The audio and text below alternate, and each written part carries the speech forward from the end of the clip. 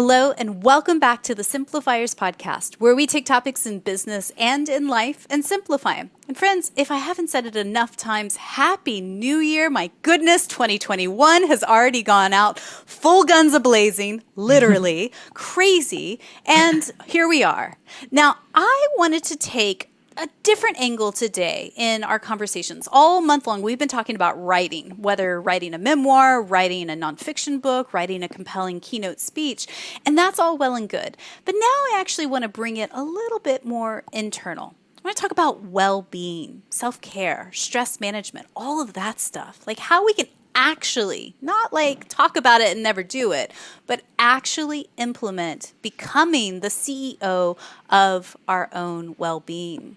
So my special guest today, her name is Naz Beheshti, and she is the author of Pause, Breathe, Choose, Becoming the CEO of Your Well-Being. Now, she's an executive wellness coach, a speaker, a Forbes contributor, a thought leader, CEO, and the founder of Prananaz, a corporate wellness company improving leadership effectiveness, employee engagement, and well-being. She's got clients like Nike, JP Morgan Chase, Omega Institute, Columbia University, and more. She also co-founded Rise to Shine, a nonprofit helping to alleviate the suffering of young children in Haiti. So I'd like to welcome to the Simplifiers podcast, Naz Beheshti. Hey, Naz, how's it going?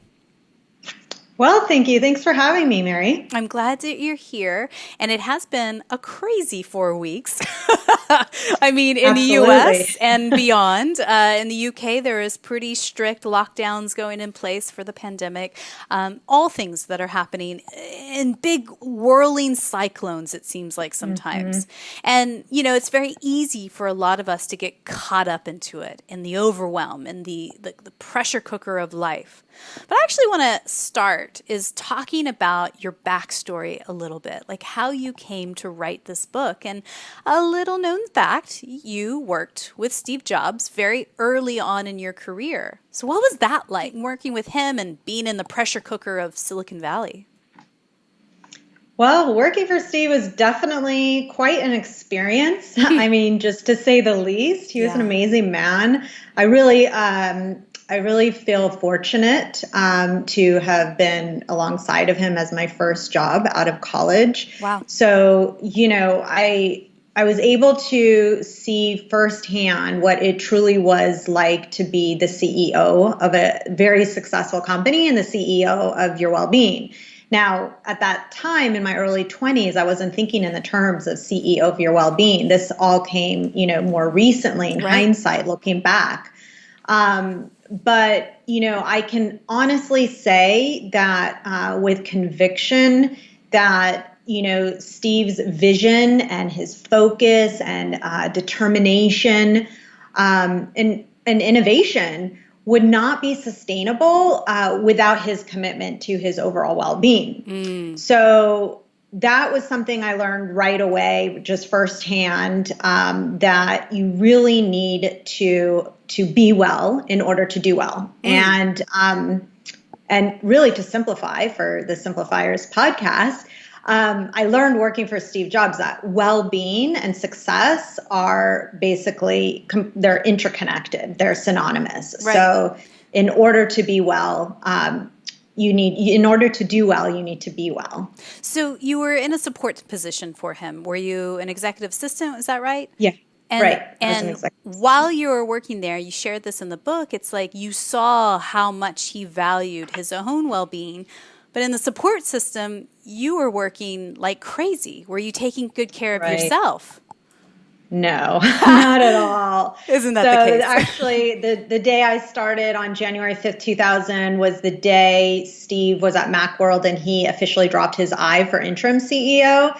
And that was not knowingly at the time when I also dropped the I for myself because all my priorities became Steve. And, you know, I was young and healthy, so I was able to sustain the pressure cooker and not taking care of myself for a while. I'm not condoning that, and I don't think that's healthy in any way, but I was young and not aware at that time. And now looking back and, working with executives and companies and employees to help them manage their stress and build resilience so that they can perform at the top of their game, I now know that I was really stressed out, on the verge, if not, in experiencing burnout while I was working at Apple. So definitely was a lot of pressure, but I think because of my age and some resilience there, it helped me. But I don't think at this time my body and mind would be so forgiving. Oh, to be totally. honest. I think most of us that are listening to this episode right now can probably raise their hand and say, I've been in a support position like that before where I gave it whatever it takes, right? And I believed and trusted in the visionary that I was working for or working with. But at what cost? We all have had stories. And that's the thing about when you're in your early 20s, you do think you're invincible. You're just like, I can work off of 5 hours of sleep a night. I can just go, go, go. And it's, totally fine. And you supplement with more coffee or worse energy drinks or other things. And it becomes a cyclical cycle. And without a doubt, it does come to a crashing halt later on. Your physical body cannot keep that pace. Your spiritual, your emotional body cannot also keep that pace either. Yeah. Right. So what I'm curious about is what were some of the habits that you noticed Steve inject into his daily work life, or things that you really go, that is interesting. You're doing things very differently than the other people I'm running into who are totally burnt out. Well, it comes back to the basics of self-care and taking care of yourself and prioritizing that. And, the one thing that Steve had, regularly was a meditation practice, which back then it wasn't as mainstream as it is now, know. And so that was very forward thinking in terms of, having a consistent practice, doing it and knowing and experiencing the benefits, So he had a daily meditation practice. He ate really healthy, ultra healthy, so that he could sustain his focus throughout the day, right? So some people go out and have big lunches and get heavy and lethargic, and, their mind isn't as focused and clear, and they get tired and heavy, and so it's harder to work. He also worked out several times a week, with his personal trainer. So all these things to take care of yourself obviously helps your energy levels and the clarity of your mind so that you could think and function properly. And so these days, people know that taking care of yourself and self-care is important, but does everyone actually do it? They typically sacrifice their self-care in order to, again, do well rather than be well. And they prioritize that over taking care of themselves. I see it time and time again with my clients, and I'll be the first to admit myself, I forget like a little goldfish in the little pond. I have an 8-second memory, and then I do something that is completely not aligned with my core values or what I believe is a joy-filled life.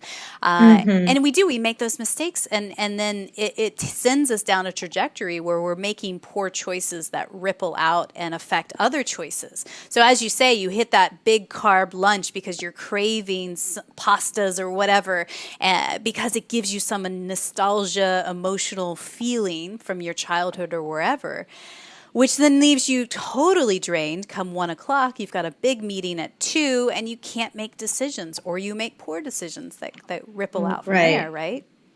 Right. Or also a lot of my clients sacrifice their sleep for one thing. Yes. And that is really takes a toll on your body and your mind, because that's really a time to reboot and re-energize every night. And if you're not doing that, how can you actually perform the next day and function properly? So sleep's another thing that goes by the wayside often. And it's a vicious cycle too, because I think a lot of people, when they get more clients or, their business is booming, they go, gosh, well, how am I going to fit all of this into my day? I'll wait till the baby's asleep and then I'll go back to work from 9 to 1 o'clock in the morning.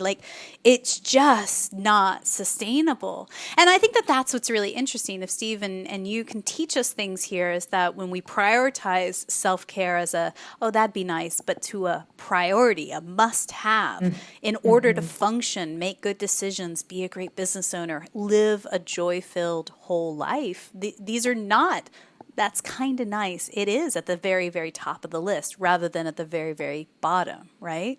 Absolutely. It's not a I should do this, it's I must do this. So shifting that should to a must is a mindset shift, and it's just revaluing, reprioritizing your health, your greatest wealth, your well-being, but then also your business, whatever it is that you're doing professionally, impacts how you're feeling personally. Yeah. So they're all hand in hand. That's why when I say well-being drives success, I mean it's all intricately connected. And so you really I can't stress enough how much you need to take care of yourself in order to function properly and do really well. And I think we know that on a surface level, and it's really dropping it down on a cellular level so that we truly walk away from today's conversation and go, okay, what am I going to change today? What slight, teeny tiny shift am I going to make towards a more positive outcome in my well-being and beyond?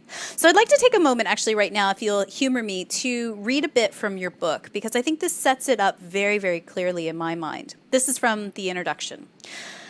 You can live your best life, but how? Our lives are marked by a singular focus on achievement. We're surrounded by a culture that puts unrelenting pressure on us, which can lead to chronic stress or even premature death. Due to the demands of the high-pressure environment, people often climb the career ladder through visible sacrifice. We measure how long we can go without sleep. We neglect our family and friends. We give up and devalue the crucial parts of our lives that make life worth living. We prioritize doing well over being well. But the truth is, we can have both. However, when we search outside of ourselves to attain happiness in people or places or things, we end up chasing a perpetually moving and elusive target. The real challenge lies, however, in accessing our true self, which is often buried deep beneath our stresses, distractions, and spinning wheels. I mean, you've pretty much summed up most of America right there. I mean, we were sold a bill of goods that not necessarily true of go after it and achieve your dreams, get your 2.5 kids and your picket fence and the corner office with the glass windows and all the things, right?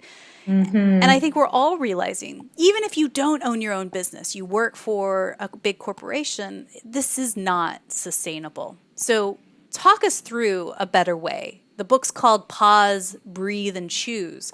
Let's actually deep dive into all three sections. So where should we define, maybe let's set a starting point, like defining what mindfulness actually is in 2021, because we're dealing with a pandemic. So how would you define mindfulness?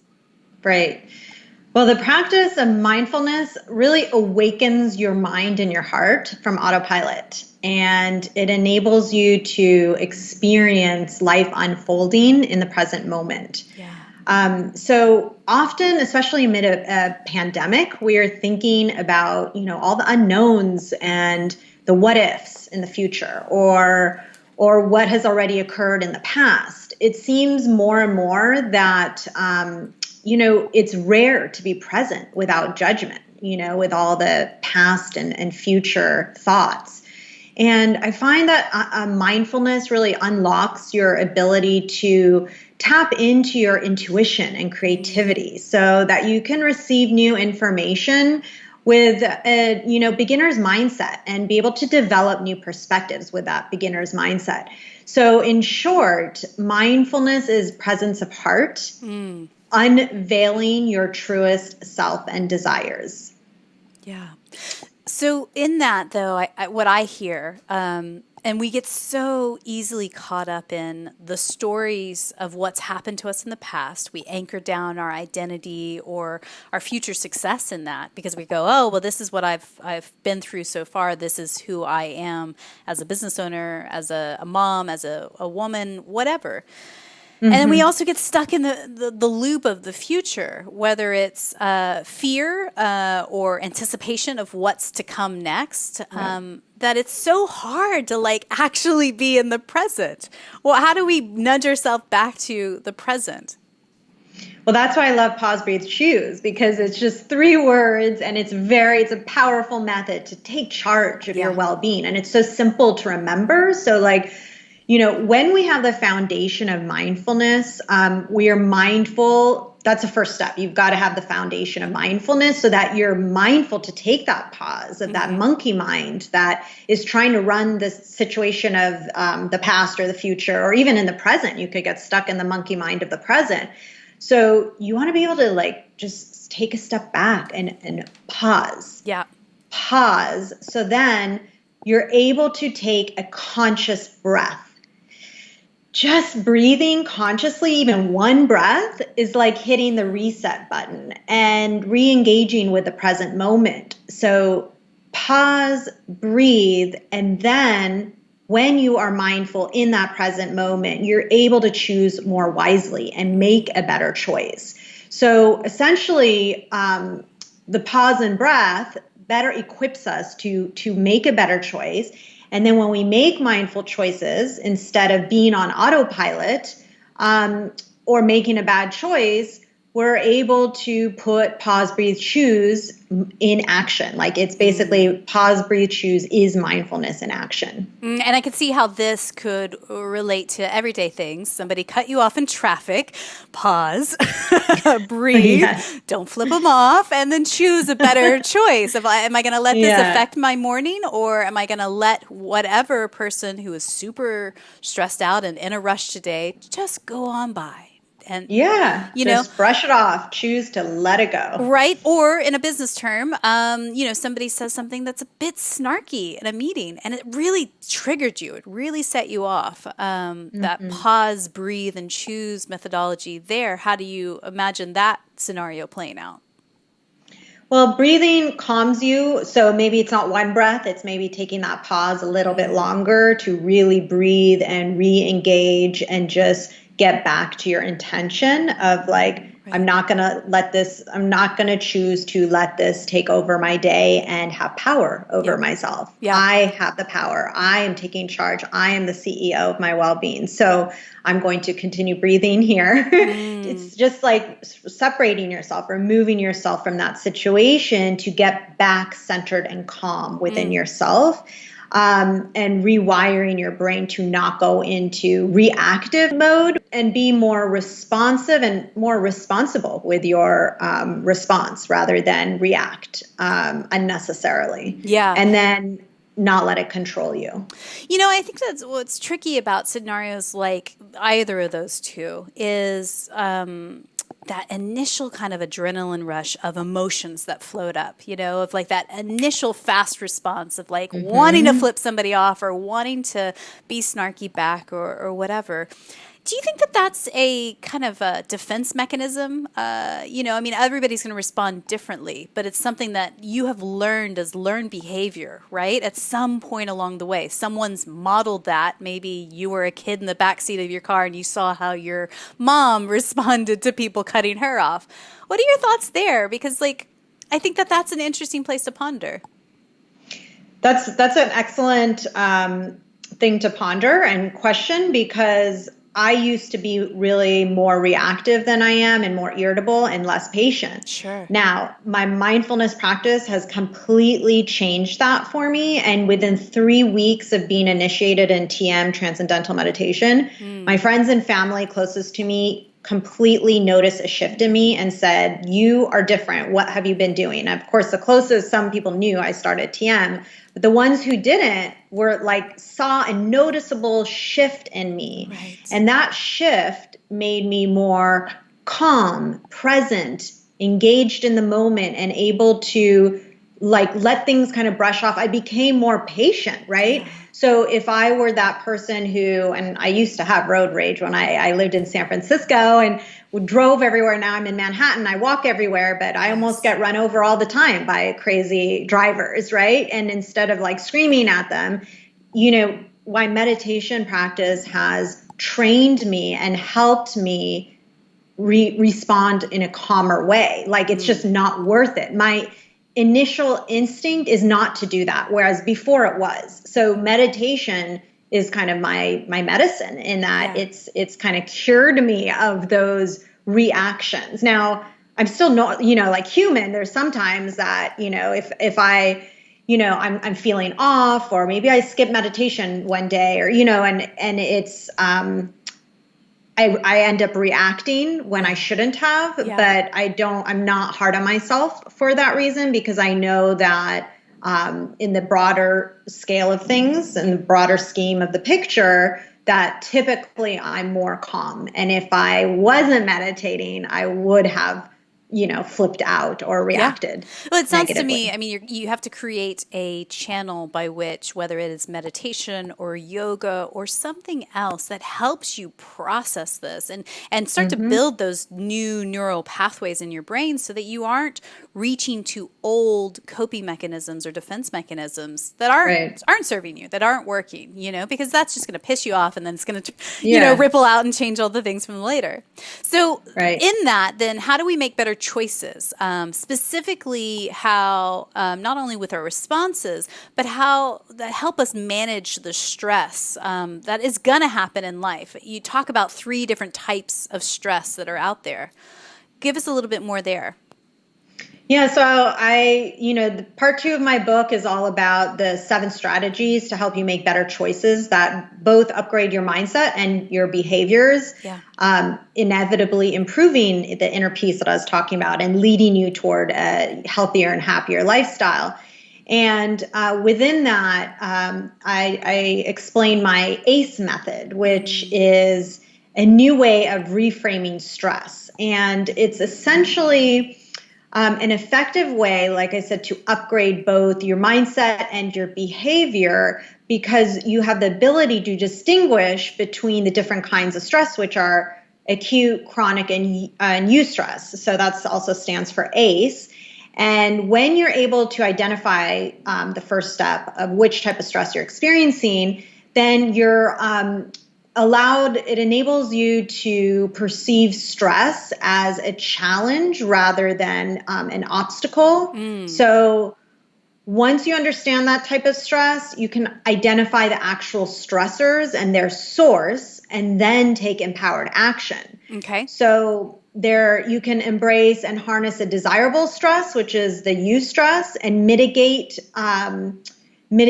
or avoid the dangerous stress, as we know, is chronic stress. The chronic stress is really the killer stress that could lead to premature death and is very dangerous. So why don't we break that down? Let's simplify and give an example of each of the 3 types of stress. So let's start with acute, which you call necessary stress. Give me an example of that.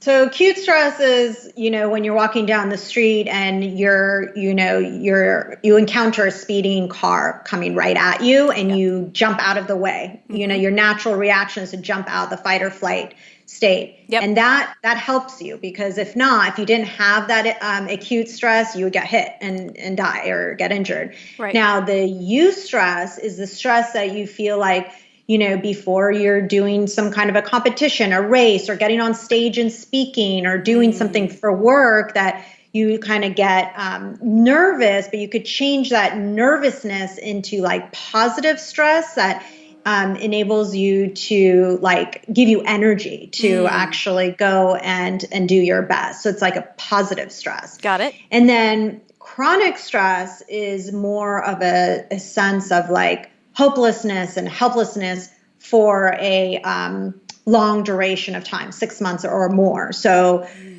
the dangerous thing about chronic stress is that some people may be experiencing stress, but then they slip into chronic stress, not realizing it has been 6 months or more, which makes it chronic stress. And that's just a feeling of hopelessness or helplessness, and not able to resolve issues that are ongoing. And I think that is a self-fulfilling prophecy too with chronic stress. I mean,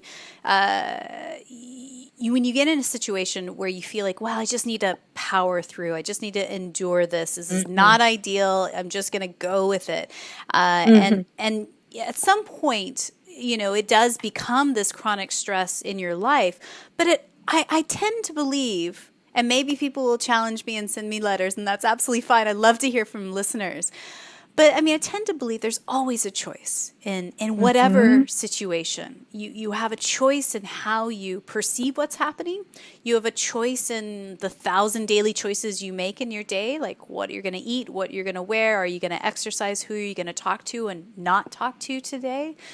What other advice would you give somebody who's stuck in kind of that martyrdom or feeling absolutely without any control in their situation, which are perpetuating that chronic stress?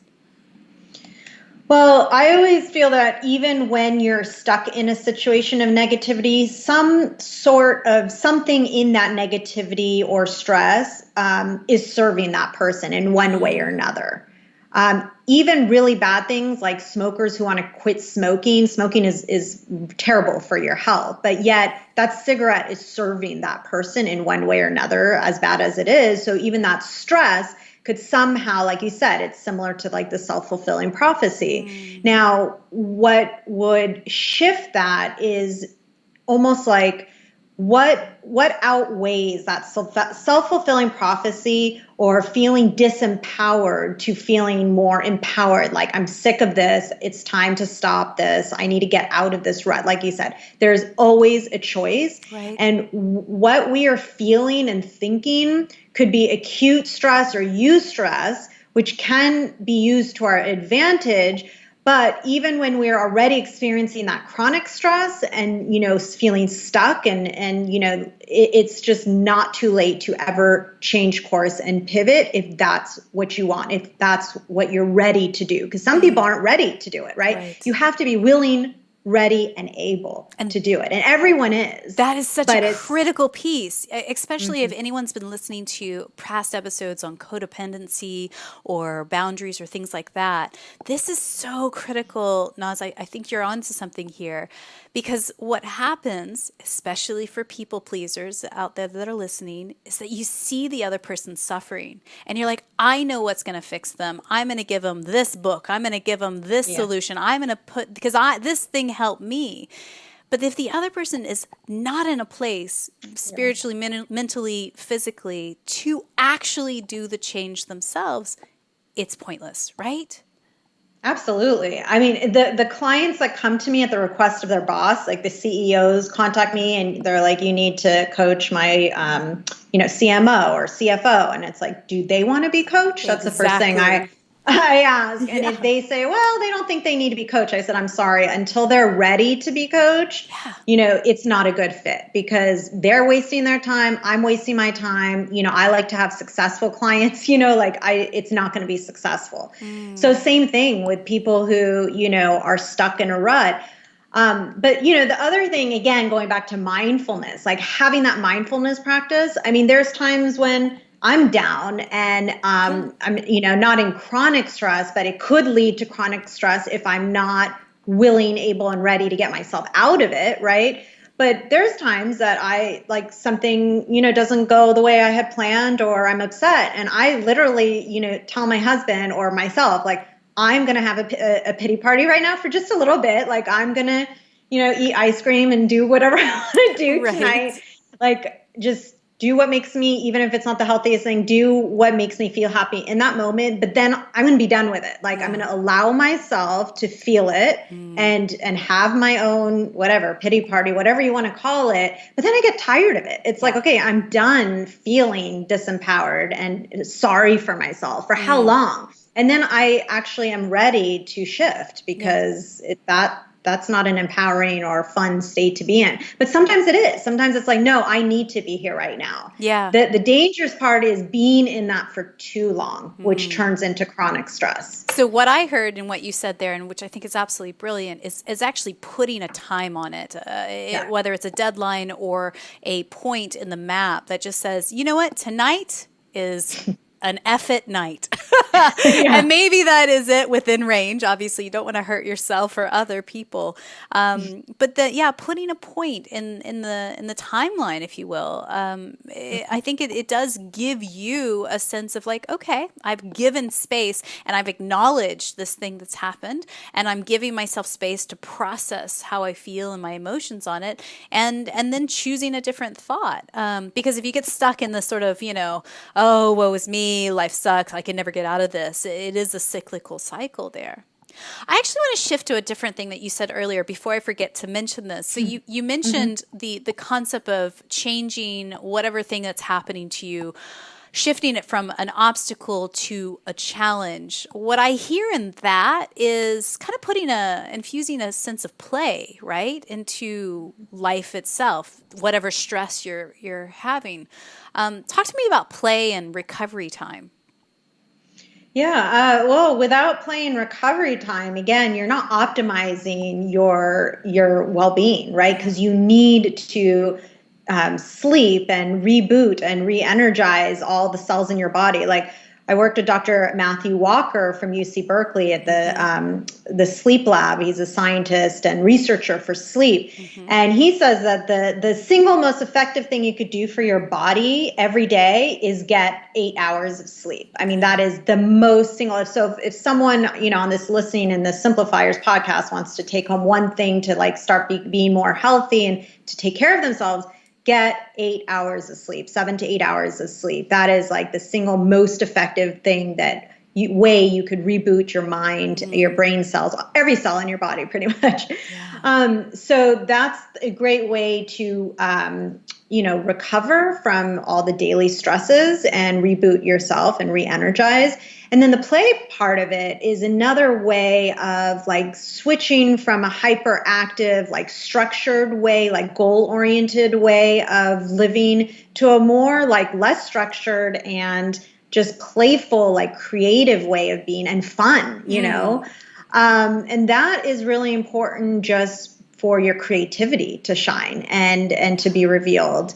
And most importantly, it's fun to play. I mean, why we were all born to play. When we were kids, we played. Why, when we get older, we have to stop playing? I mean, there's some adults who are like, I'm never growing up. I will always play. That's a great attitude. There's some people who are like, no, I'm too old. I don't play anymore, But I think that kind of brings to my mind, obviously in a pre-pandemic world, escape rooms or painting classes for adults. I mean, these are why these things exist, because it helps you tap into that inner child that just wants to explore and get her fingers dirty and paint and just have a little bit of a playtime. I 100% agree. And I think that's why a lot of parents with young children, go, oh yeah, this is actually fun. I do like going out in the snow and making snowmen. I do enjoy baking cupcakes or whatever it is, right? Kids remind us of that lost aspect of ourself.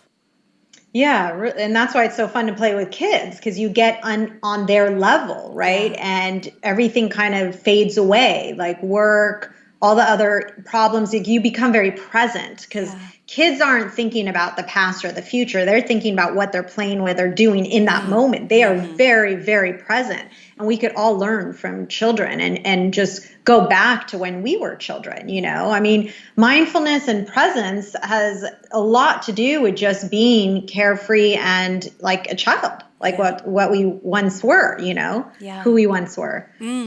So let's shift gears again. In your book, you talk about like the 3 Ps to well-being. They're pain, prana, and purpose. Can you break those down? And actually, I want to take a deeper dive into prana in particular. Okay. So prana is Sanskrit for breath and life force or life energy. Yeah. And this vital energy moves through everyone and everything, promoting healing. So there are times when prana can become blocked, and those blockages come from fears and fatigue, pain, uncertainties, and chronic stress. And those blockages prevent you from performing at your best and truly experiencing joy. Yeah. So on the flip side, when prana is flowing freely, you're energized and engaged and can make better choices. And essentially, the quality of your prana depends on the way you choose to live your life and the choices that you make, from lifestyle choices to mindset choices to everything. So in prana, and I know in your book you have a couple of different breath work techniques. Can we actually play around and try one right now? I hope I'm pronouncing it correctly, but Ujjayi breath. Ujjayi breath. Yeah. Yep. Can you lead us through that real quick just to see what it's like? And is there any disclaimers if they're pregnant women, maybe they shouldn't do this, but. Yeah, no, that's for Kalabati. That's a different breath. Okay, good. Yeah, this one is really easy. So if most people have gone to a yoga class, for example, like Vinyasa yoga practices Ujjayi breath. So that's a very common way of breathing. So Ujjayi breath is similar to like the sound of Darth Vader. It's like this really intense sound that is comes from when you constrict your throat. So the easiest way I can explain to do this is when for people who wear glasses, or everyone has worn sunglasses, when you take off your glasses and want to clean them, you make the sound because you're fogging up to clean the glasses. Yep. So imagine doing that sound. So start doing this ha sound like that, like you're cleaning your glasses, and then close your mouth, but continue doing it. That's the way you restrict your voice. So take a deep inhale, and then do you hear that difference? It's like you're constricting your throat. And you just continue doing that with your mouth closed. So if you want, we can practice that together. Yeah, let's do 3 together. So are they breathing in through their nose and then breathing out through their nose because your mouth is closed, right? So essentially, I'm just showing you how to get the constricted voice or constricted throat sound, but the whole thing is done with your mouth closed. Got it. And so it's really coming, from your nose, in through your nose, out through your nose, but the sound and the constriction is through your throat. Okay, yeah, let's try it. 3 breaths now, if you lead us through it. Okay, let's first get the constriction, and then I'll let you go with once you get the constriction. So pretend you're cleaning your glasses and make the ha sound. Keep doing that. Close your mouth. Continue doing that. Inhale. Exhale, same. Through your throat. Inhale.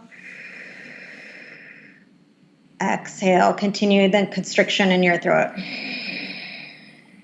So you feel that in your throat, and it's a deep inhale from your lower abdomen. And this it really starts building internal heat and creating a sense of calm, yet energy at the same time, which is really great. We do it in my online vinyasa class, and it is even 3 breaths of it, you start to feel a little bit like, whoo, like almost lightheaded or something, like just like there's so much oxygen because you're taking a deep, again, mindful breath. So it also applies to the pause, breathe, choose. You could do it in your breath after a pause. Yeah.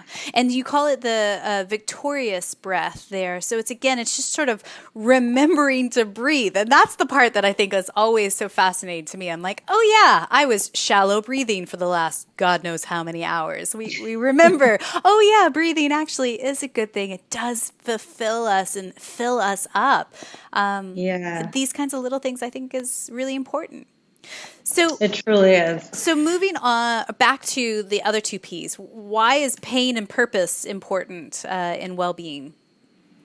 Well, pain is, again, it's all about choice, right? We all go through pain in life, and we can choose to allow pain to be our greatest teacher for growth, or we can choose to allow pain to break us and put us in a very disempowered state. So it's really, again, up to you. And with pain, no one is here to judge your pain and tell you to, come on, get up and get over it. No, people go through pains of all sorts of, levels and depths. And so some pain may take, days, weeks, years, decades to get over, but it's about going through the phases. And the decades part, that's a bit extensive, but a sense of loss, you're always going to have the pain for someone you lose, for example. That doesn't go away, but there's different levels of it, and there's way to shift the pain from a state of disempowerment, of like it's breaking you, it's weighing you down, it's not allowing you to function in everyday life, to I feel this pain, I accept this pain, I know this pain, I've lived with this pain for so long that I'm ready to like move to the next stage, whatever that stage is for you, because there's different levels, and I put the different levels, and it's a non-linear phase. Like, I'm not here to tell you how to go through pain. There's different phases, and everybody goes through them at different times. And again, it's non-linear, and people can toggle back and forth between the different stages of like, denial, shock, guilt, acceptance, forgiveness, like all of those different levels. But in the end, it's about, what did I learn from this pain? How did I grow from this pain? And how can I, be better and evolve as a result of this pain? And then, of course, purpose is having your compass set, knowing where you're headed and why your business or you are on the planet at this exact juncture in time, right? Right. Yeah. And there's two types of purpose, I say. On a macro level, it's exactly that. It's like the higher purpose of, how you choose to make impact in the world and help the world and yourself. And but then on the, not everybody knows that right away. It took me a long time to figure that out. Right. And so that's something like kind of a higher, commitment and like takes some time for some people to figure out their purpose. But then on a micro level, your purpose can be your daily intention of what you want to accomplish or what you intend to do. So you could break it down. It's like chunking down goals. It's like chunking down your purpose to that day's intent. And that's like an easier and more approachable, simplified version of your bigger purpose. Because when you live your daily purpose with intention, whatever that may be, small or large, then you're able to find that bigger purpose easier or maybe quicker, because you're living each day with some intention and purpose. Yeah. And I really encourage you, if you're listening to this right now, take the time to just examine this, reassess and jump off the hamster wheel every quarter, and just say, well, is this still aligned? Is my purpose still this? Is this what is lighting me up? Whether these types of work or this types of clients or otherwise things outside of work, because we change and we evolve and we grow as people. And, as you said earlier, painful things happen that change us and change our perspective on the world. But then also glorious, wonderful triumphs happen that change us and our perspective on the world as well. So I really encourage you guys, if you are interested in this stuff and you want to read a book that helps you map it out, because she's got this whole other thing called the MAP method that really helps you take charge of your well-being. And it's a framework that you can follow week to week to help you, again, feel empowered. That's the bottom line, is that there are places and ways and easy, simple shifts that can help you become the CEO of your well-being. You can find the link in the show notes. It's in the simplifierspodcast.com, as well as her website, nazbeheshti.com, and all of her social media links, so that if you want to get plugged in and connected to her, it's all there at the simplifierspodcast.com. So, Naz, I have a few questions as we wrap up that I like to ask everybody. And again, thank you so much for your time. I think you're whetting the appetite for a lot of people of thinking about things a little bit differently, and actually taking action. I think that's the real important bit there as well. So my next question is this. What's one book or blog that you're reading these days that's either inspiring you or poking holes and challenging your belief system? I actually just recently downloaded Untamed by Glennon Doyle, is it? Right? Yes. Glennon Doyle. That I just started it, but I am really fascinated and inspired by her, rawness, her vulnerability, and courage, and I love that. It seems like a great book, and I can't wait to keep getting into it. Oh, it's so good, you guys. Have you read it? It is so good. Yes. What Oh, do they call it? good. The pink fluffy rabbits or pink fluffy bunnies. The things that we chase after as women that we have been either conditioned through our upbringing or otherwise. You go, hang on, wait. Is this still real? Is this still serving me? Is this still worthy of my time or energy or resources? Love it. Great book. So tell me, who's one person in your network, somebody you know personally, you just feel is up to brilliant things? We could shine a spotlight on them, and who knows, maybe one day we'll have them on the podcast. Well, there's a lot of people. That's a hard question because there's so many wonderful people doing wonderful things that I know. But one person particularly, especially during COVID, who has helped me is Melissa Wood. She has an app, Melissa Wood Health, and she is just an amazingly inspiring, beautiful, energetic, and passionate woman who does workouts online through her app. And it's a combo between, it's low impact, but it's a very, very effective combination of Pilates and yoga. Yeah. And what's so special about it is, especially during the pandemic. The reason she's helped me so much is I never really do the apps or online stuff. I go to Equinox. I love my classes and the teachers. I like live settings and be, in a community with people. And I was never one to say, okay, I will, work out looking at my computer at home, roll out my mat and do it. No, but I had no choice. And I went during the pandemic, what I missed most were my classes at Equinox. And so I had to, again, choose. Do I just sit there and say I'm not going to work out or figure out another way? So I started doing CrossFit classes with my husband, which, gosh, no, that was not for me. I couldn't walk for 3 days after one of the classes.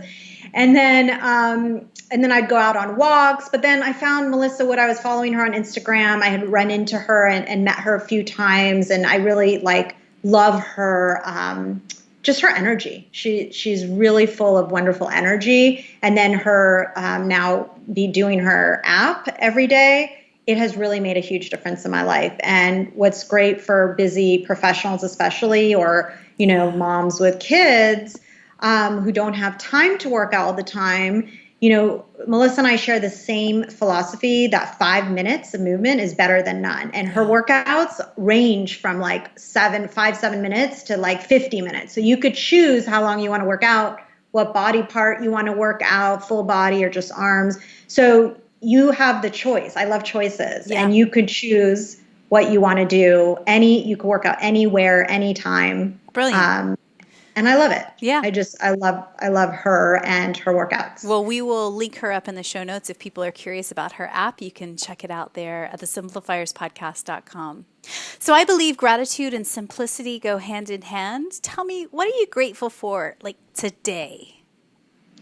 Every single day that I'm healthy, I'm grateful for my health and my well-being. I mean, in my book, and I wrote an entire book about your ultimate wealth is your well-being. Yeah. And so you can't, in my opinion, truly enjoy the quality of your life if you are not well. So every single day after my meditation, I have a gratitude practice and say that I am grateful for my well-being and the well-being of my loved ones, because that's the most important thing ever. Brilliant. So again, the book's out now. Yeah, you can go to any of your bookstores, either online or your favorite one around the corner. Pause, breathe, choose, become the CEO of your well-being. Check that out if you are of interest of this and want to really put some effort and prioritization on this in the year ahead. So my final question for you today is this, Naz, and thanks again for your time. Someone somewhere is listening to us right now, and she is beyond burnt out. She's broken. She has suffered and endured through a year of homeschooling, keeping her business alive, keeping herself alive, and barely scraping by. So what's one thing you could just whisper into her ear right now to encourage her right now in this moment? I would say pause, take a deep breath, and choose one thing you want to do for yourself. Just one thing, and do that one thing and start small. And then continue whenever you have those moments, just pause, breathe, and choose something that's good for yourself. Good advice. Thank you so much. Thank you. It was wonderful to be here.